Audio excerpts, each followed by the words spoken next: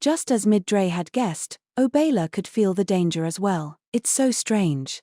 The pressure from our enemy hasn't changed at all since the start of this battle. Obela's enemy was the vicious Tizhorn, capable of cutting through anything by finely vibrating the alionium exoskeleton covering her arms, but she was like a child to Obela. The only reason Obela hadn't dispatched Tizhorn yet was because she had the same concern Midray did. Many lives were being lost on the battlefield. Thanks to potions keeping damage to a minimum and a strategy where anyone hurt was immediately replaced, there were still no deaths on Obela's side.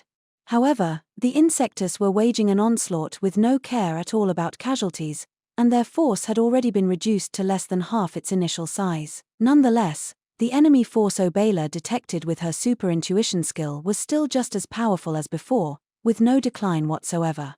It was an uncomfortable feeling at first, but once Fry defeated Torun, she became sure of it.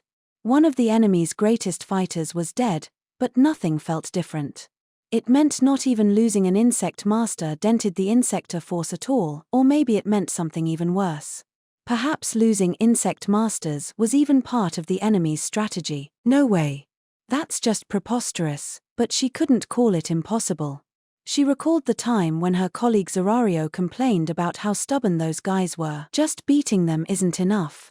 They can be even more of a menace afterward, sometimes, so you gotta choose where you engage them carefully. Obela was surprised to hear that from the normally taciturn Zerario. She assumed he must have been tired from work and left it at that, but looking back, what he said now seemed very important to her. She had never asked him for more detail, she didn't see the Insectus as her job, so she didn't feel like engaging him that much.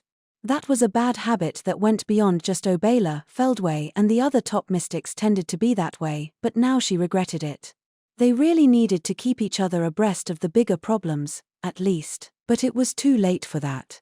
Obela had no information to work with, so her only choice was to adapt to the situation and feel around for the optimal response. She kept a close eye on the battlefield, even as she engaged Tizhorn in combat. Then, before she could land on anything decisive, the state of the battle began to quickly change. First Torun fell, then Beathop and Abalt were slain.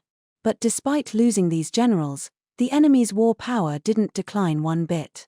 Seeing these results, there was no longer any doubt that this was part of the enemy's scheme. This is dangerous.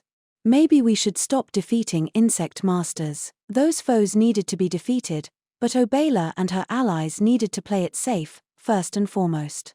If something unanticipated was going on, they had to stay calm and eliminate the source of the issue. With her mind made up, Obela attempted to speak up about her concerns.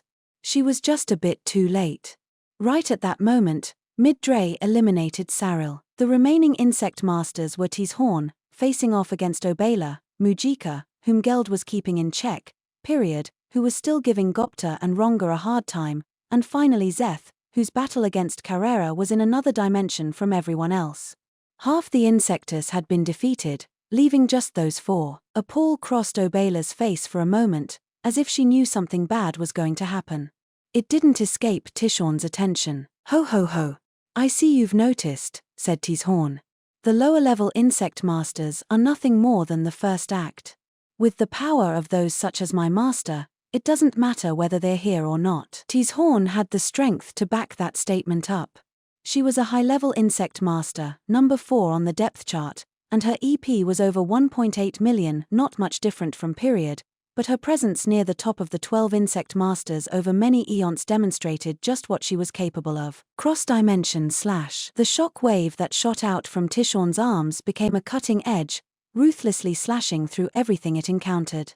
Its effects reached across dimensions, and while these tears in spacetime were instantly repaired by the healing power of the world, nothing else that encountered this blade could withstand it. Obela, of course, was no exception to this.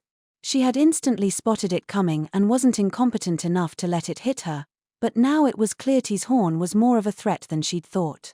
She had acted to ensure the damage was kept to a minimum, but Obela wasn't too sure her approach was working. Cross-dimension slash. Tizhorn broke it out again.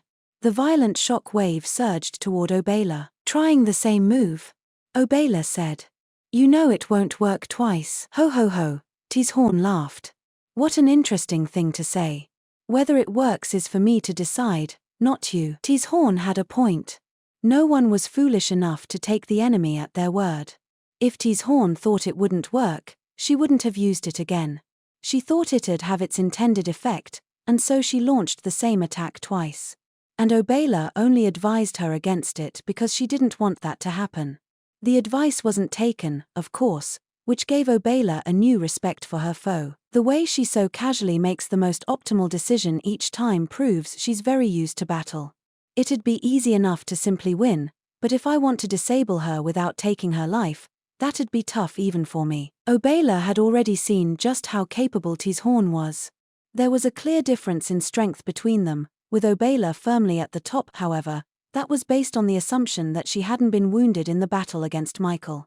All of Obela's external wounds had healed. Physically, she was in good shape.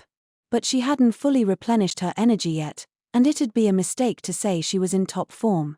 Otherwise, she would have neutralized T's Horn long ago.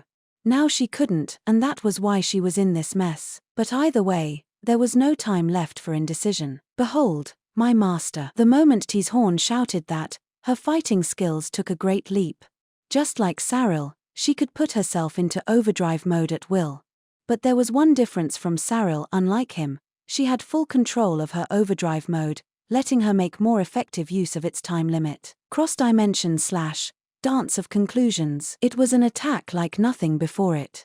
The shock wave sliced its way through tens of thousands of dimensions, a death-dealing rampage that was impossible for anyone to escape. Such was the awe-inspiring sight Obela saw. In response, Obela simply stood where she was, not trying to flee at all.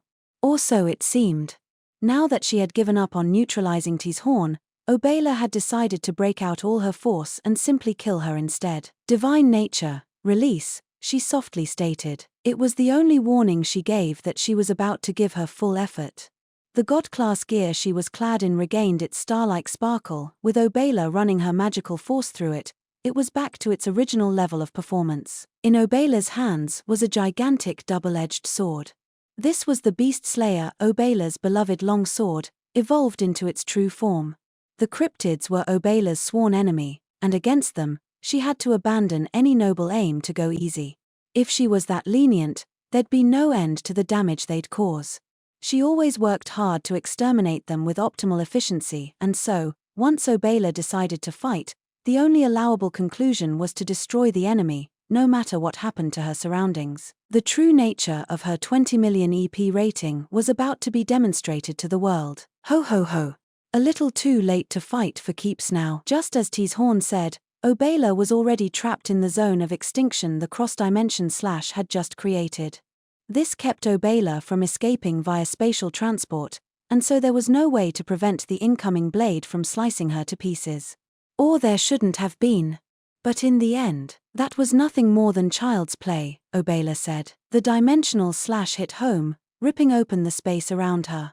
But once it reverted to its original form, Obela's body was restored as well, like nothing had happened to her. No. T's Horn gasped. My body is connected not only to the physical world, but to the spiritual one as well. This much of an attack won't even touch me. Obela blithely explained this as she began to rev up her own magic force, all but declaring it was her turn. The Beast Slayer began to shine. Seeing that ominous light, T's Horn was confused by an emotion she had never felt before in her life. My body is shaking. I can't be scared, can I? Could it be I'm frightened of her? She saw that, but it was too late. There was nothing else T's Horn could do. May you be beautiful as you fade to nothing, Obela shouted. Planetary bombing. A ponderous barrage of slashes rained down from the heavens, dealing out death in a merciless but equal fashion. T's Horn, too, was caught up in it, and so she was vaporized, unable even to enjoy the honorable death of the truly strong.